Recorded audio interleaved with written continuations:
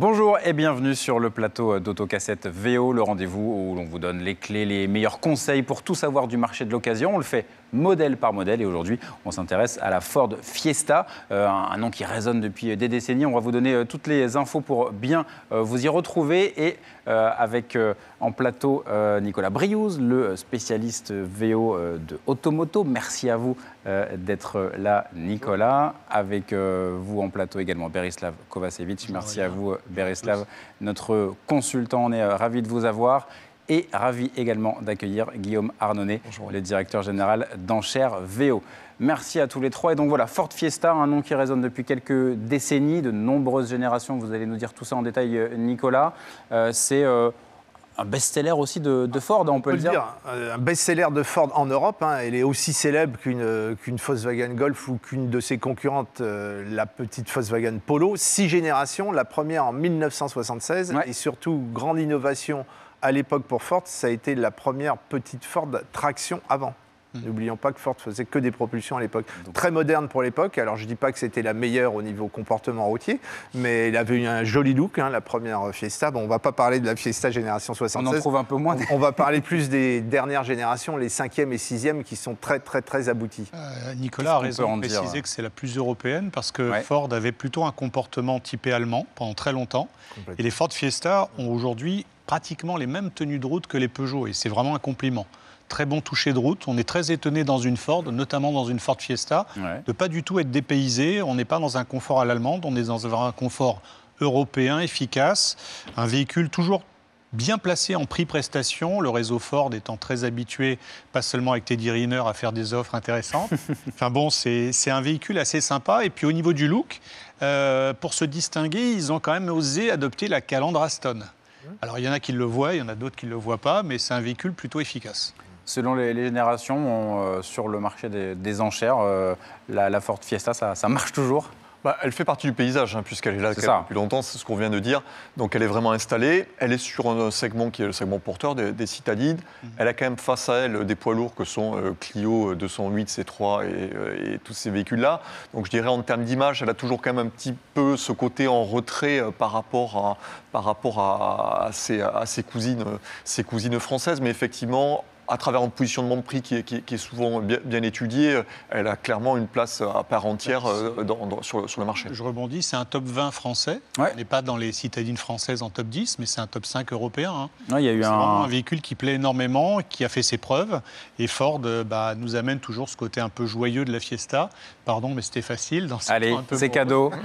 On la garde au montage. Une des rares petites polyvalentes a continué de proposer le choix entre 3 et 5 portes, alors que toutes les autres ne proposent plus que des 5 portes. C'est effectivement une option à avoir en tête. Il y a eu un pic de vente en 1990, un peu plus de 80 000 exemplaires immatriculés. Et vous le disiez, c'est toujours un peu dans le top 15, 20, 25. C'est vraiment... Plutôt pour le réseau Ford, on est plutôt sur du 20-25 000 ventes neuves chaque année. Après, voilà, maintenant, à part ce pic, effectivement, En VO, c'est pas mal aussi, parce que là, on parle plutôt de 80 000 VO à l'année. On a quand même 8 000, 10 000 annonces en permanence. Égalité entre les pros et les particuliers.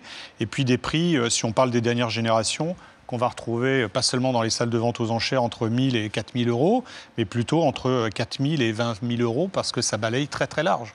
En sport, en économie, à tous les niveaux. Nicolas, qu'est-ce qu'il faudrait avoir en tête pour s'y retrouver ? Parce qu'effectivement, quand c'est un nom aussi connu, avec autant de générations, qu'est-ce qu'il faudrait avoir en tête en termes de petits conseils, motorisation, regarder... Moi, je ne vais donner aucun conseil. Toutes les motorisations sont bonnes. Bon, c'est déjà pas mal. Il y en a qui sont très faiblardes en termes de puissance. Donc, on va pas parler. Il faut éviter les très bas de gamme. D'accord. Fiabilité là. Et moi, j'ai un petit coup de cœur.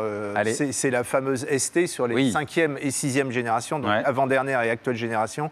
Une véritable héritière des petites GTI d'antan. C'est pas la voiture qui a gonflé. C'est pas une voiture de 400 chevaux. C'est une voiture qui fait 182 chevaux, qui est extrêmement dynamique, efficace et joueuse à conduire, avec un moteur très sympa, un petit 4 cylindres, donc 182 chevaux, voire sur les dernières générations de la 5, les dernières versions 200 chevaux. Et actuellement, vous avez un petit 3 cylindres EcoBoost qui développe lui aussi 200 chevaux, que je vous incite à essayer, tellement c'est pétillant, c'est très sympathique. D'ailleurs, ils ont lancé récemment ce petit moteur dans la Puma. D'accord. Donc, des moteurs essence sans souci. Ils n'ont pas peur d'ailleurs d'utiliser l'éthanol chez Ford, contrairement à d'autres réseaux. Donc ils sont assez sûrs d'eux. Un bon système multimédia, on n'en parle pas souvent, mais Ford a eu du mal au début et maintenant c'est très correct. Plutôt bien installé, les sièges vieillissent bien, l'intérieur vieillit bien, il n'y a pas de rossignol, c'est plutôt bien fabriqué. Très bonne ergonomie, effectivement. C'est un véhicule vraiment qui est très accessible, surtout sur le marché. C'est un véhicule dont le cœur de marché sur les véhicules à 6-7 ans va être à moins de 5 000 €. Donc il y a quand même le rapport qualité-prix, on y est. Qui est bon. C'est des véhicules qui vieillissent plutôt bien, sur lesquels il n'y a pas eu quand même de problème de fiabilité majeur. Le marché est clairement différent sur les véhicules beaucoup plus récents, parce qu'il y a quand même le sujet location courte durée, retour buyback, qui parfois perturbe un petit peu les prix de marché en facial. Mais sinon, au global, c'est un marché qui se tient vraiment bien sur la Fiesta.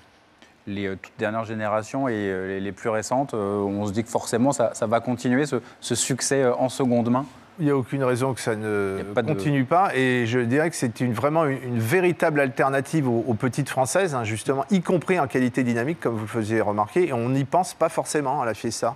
C'est vrai qu'elle est dans le paysage. Quand on conseille à des amis, à des relations, on ne pense pas forcément à la Fiesta. Il ne faut pas oublier la Fiesta. Toujours sur la shortlist. Voilà, mais elle mérite d'y être. Qu'est-ce qu'on peut en dire en termes de conduite, de plaisir aussi Bon feeling, moteur, boîte, tout ce qui fait le plaisir automobile est dedans. C'est léger, c'est pas trop alourdi, c'est plutôt efficace. Donc n'oubliez pas la Fiesta. Et puis elle a un vrai look, moi je trouve. On parlait tout à l'heure de la calandre Aston, elle a quand même une vraie personnalité. Il en sortit dans des finitions haut de gamme Vignal là, qui viennent de la passer à l'écran. Donc il y a quand même une gamme aussi qui n'est pas forcément une gamme, je dirais, moyenne. Il y a vraiment, voilà, il y a quand même quelques produits qui ont un petit peu de relief. On citait les versions ST. Voilà. Enfin, voilà. Donc il y a une vraie offre sur ce produit-là. Eh bien, parfait, merci à vous. Il paraît que la bamboche, c'est fini, mais la Fiesta, ça continue. Je me suis permis ça aussi pour finir. Vous m'avez inspiré, Berislav. Merci à tous les trois d'avoir été en plateau. Et à très bientôt ici sur Autocassette VO.